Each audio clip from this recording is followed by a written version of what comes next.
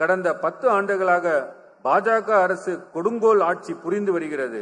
அரசியல் அமைப்பின் முகப்புரை மட்டுமல்ல, அரசியல் அமைப்பையே மாற்ற வேண்டும் என்பதை RSS பாஜக கூட்டணியின் நோக்கமாகும். அண்ணல் அம்பேத்கரின் இன்னொரு கணிப்பை இங்கே குறிப்பிட விரும்புகிறேன்.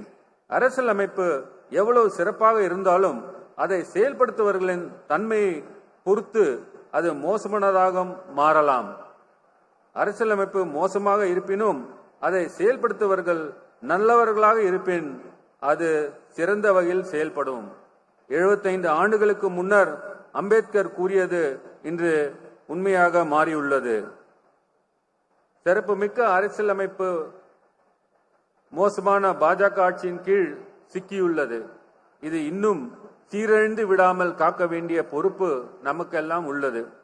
இந்திய மக்களாகிய நாம் என்ற முகப்புரையில் கூறப்பட்டுள்ள மக்கள் நாம் தான். நமக்கு இரட்டை பொறுப்பு உள்ளது.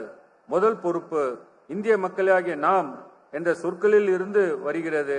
இரண்டாவது பொறுப்பு பெரியார், அண்ணா, கலைஞர் வழி வரும் திராவிட முன்னேற்ற கழக உறுப்பினர்கள் என்ற பொறுப்பில் இருந்து வருகிறது.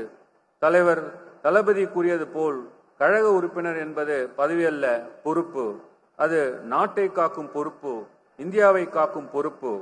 இந்தியா எப்பொழுதெல்லாம் தவறான பாதையில் பயணிக்கிறதோ அப்பொழுதெல்லாம் அதை திருத்தி சரியான பாதைக்கு திரும்புகிற கடமை கழக உறுப்பினராகிய நமக்கு உண்டு.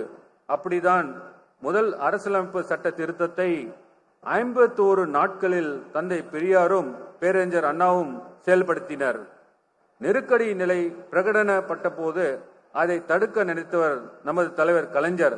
அதற்காக சிறை சென்றவர் நமது தலைவர் தளபதியார் அவர்கள்.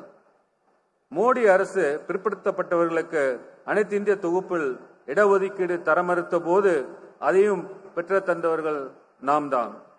இன்று இந்தியாவும் அரசியலமைப்பு நெருக்கடியான காலகட்டத்தில் உள்ளன. இந்திய மக்களாகிய நாம், திராவிட முன்னேற்ற கழக உறுப்பினர்களாகிய நாம் இணைந்து செயலாற்றி அரசியலமைப்பை காப்போம். முகப்புரையில் கூறப்பட்டுள்ள சொற்களின் உண்மையான பொருளை நிலை நாட்டுவோம். தளபதி வழியில் நாட்டை காப்போம்.